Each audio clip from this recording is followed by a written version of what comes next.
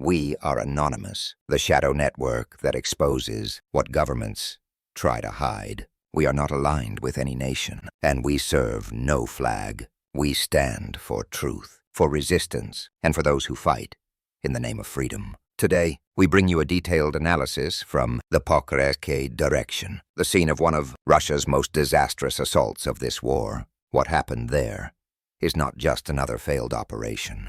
It is a lesson in arrogance, a symbol of how outdated Soviet-era strategies are being obliterated by the 21st century warfare. The assault began at dawn. Russian commanders, under growing pressure from Moscow, ordered a breakthrough operation meant to rescue their trapped units near Dropilia. The plan was reckless from the start. Intelligence sources suggest the operation was pushed forward, despite warnings from field officers that the terrain was impassable due to autumn rains. But political commanders, desperate for any victory before winter, demanded action. They sent in everything they had: tanks, armored vehicles, motorcycles, and hundreds of soldiers. Ukrainian reconnaissance had already detected abnormal troop movements 2 nights before. Drone surveillance from the 3rd Separate Assault Brigade picked up infrared signatures of engines warming up east of Volovka. Analysts at the front immediately knew what that meant. A major push was coming. By morning, Ukrainian artillery had pre-marked all access routes, including the narrow road that would soon become a graveyard. When the Russian vanguard of motorcycles appeared, the Ukrainians were ready. FPV drones launched in waves, screaming through the mist like guided ghosts.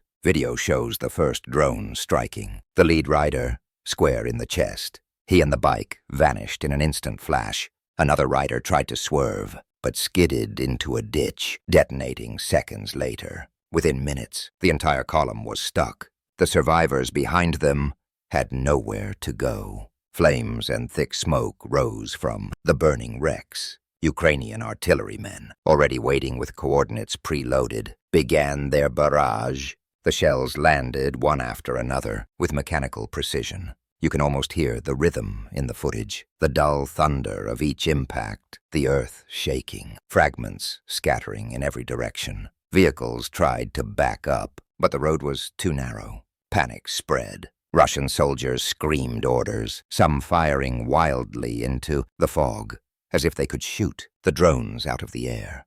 They couldn't. Ukrainian operators from several brigades, Azov 47th, and the 225th, joined forces, coordinating over encrypted Starlink channels. Every drone pilot had a specific target: tanks, personnel carriers, motorcycles, or foot soldiers. The operators worked calmly, systematically, like surgeons dissecting a dying beast. A tank caught fire, then another. Drone after drone slammed into engines, turrets, and open hatches. The battlefield became a furnace. One Russian turtle tank, a T-62 with metal cages welded on top, tried to push forward through the wrecks.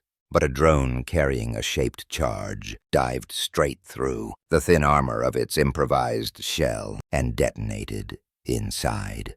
The explosion ripped the turret clean off. The video ends with the tank's hull smoking like a crater, infantry dismounted, crawling toward the ruins of Audimarivka, hoping to find shelter. But Ukrainian octocopters hovered above, dropping heavy 3-kilogram bombs with surgical precision. Some of these drones could stay aloft for 40 minutes, scanning with thermal cameras. When they spotted movement, they dropped explosives directly into the craters or trenches. Even those who took refuge inside buildings were not safe. Ukrainian drone operators dropped bombs through windows and roof openings. By nightfall, at least 3 Russian tanks, 16 armored vehicles, 41 motorcycles, and 2 other transport trucks were destroyed. The death toll exceeded 100. Fighters from the Azov Brigade reported that a small group of 32 Russian soldiers managed to reach the outskirts of Mirka. They tried to hide in the basements and storage sheds, but Ukrainian reconnaissance drones tracked their heat signatures. Overnight, octocopters hovered silently above, dropping grenades one after another until there was no movement left. The following morning, Ukrainian infantry swept the area. They found burned weapons, scattered helmets, and not a single living soldier. So why did the Russians push this attack? The answer lies in desperation. Their units near Dropilia have been encircled for weeks, cut off from supply lines. Attempts to deliver ammunition by night convoys, equal sign, have failed repeatedly. Satellite imagery from Maxar shows dozens of burned-out trucks along the road to Rosinar. The Russian High Command saw this assault as their last chance to break through. In a desperate move to create confusion, they detonated an ammonia pipeline near Rusinar. The explosion released a toxic cloud drifting westward. Commanders believed this would paralyze Ukrainian reinforcements, forcing them to pull back due to chemical contamination. Instead, it only delayed ground troops, while drone and artillery units continued to operate unaffected. Chemical analysis later confirmed the ammonia concentration was too low to cause lethal exposure in open air. The Russians had gambled everything on a psychological effect and lost.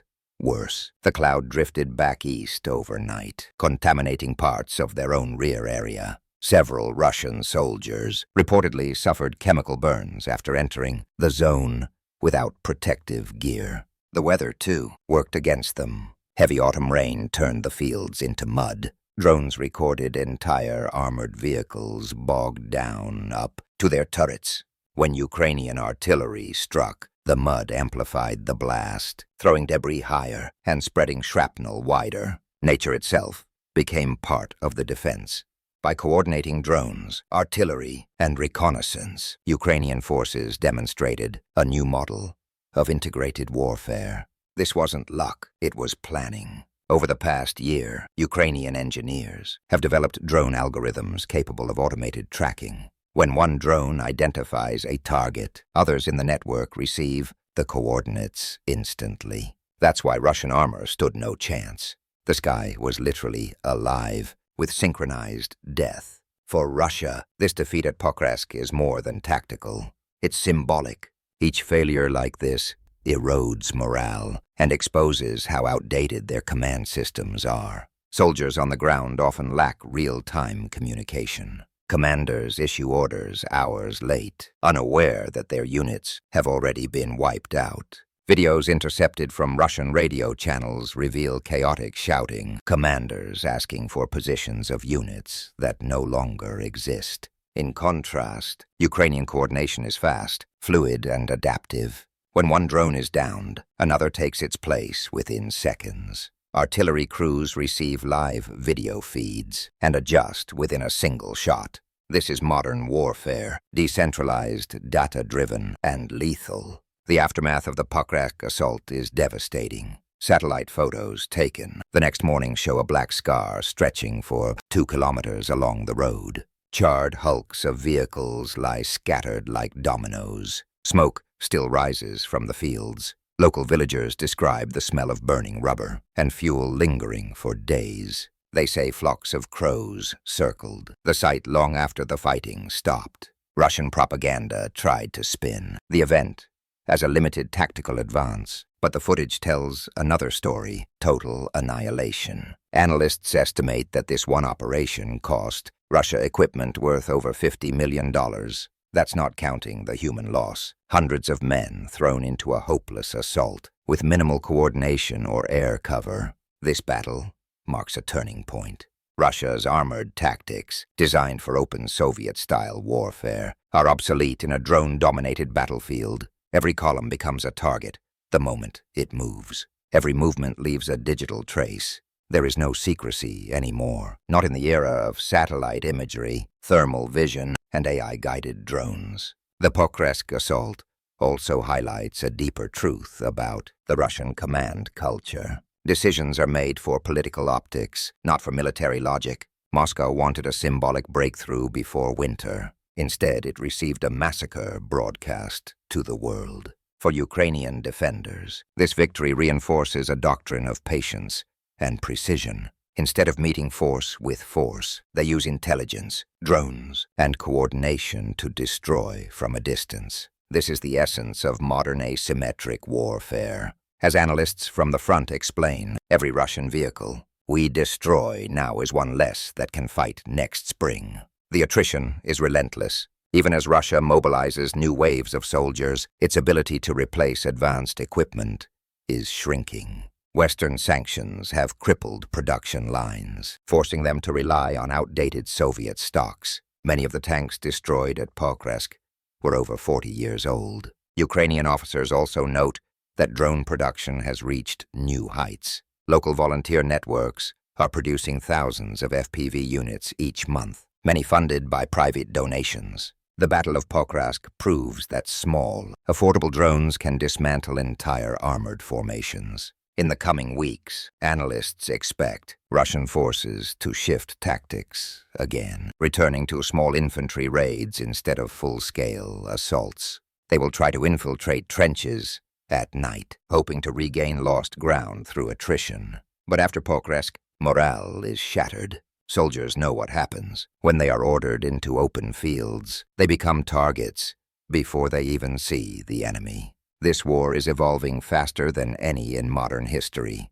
Traditional doctrines are collapsing. Air superiority no longer depends solely on jets and helicopters. It now belongs to whoever controls the swarm. And Ukraine, at least for now, controls the swarm. The failed assault near Pocrsk will go down in history as one of Russia's most humiliating operations. The ammonia cloud meant to mask their advance became a symbol of toxic desperation. The burned-out road toward Warupdate now serves as a grim monument to the futility of outdated strategies facing modern technology. As night fell, Ukrainian soldiers walked among the wrecks, scanning for survivors. What they found were silent radios, melted guns, and shattered helmets. The battlefield glowed faintly under the light of burning oil. One soldier described the scene simply. It looked like the end of an empire. And maybe it is. If you believe in truth, if you stand against aggression, share this story. Subscribe to our independent network. Support real reporting, not state propaganda. Every click, every share, every view keeps independent journalism alive. We are anonymous. We are everywhere. We will not stop exposing the lies of war and the men who profit from them. Thank you for watching. Stay alert, stay informed, and never forget, knowledge is resistance.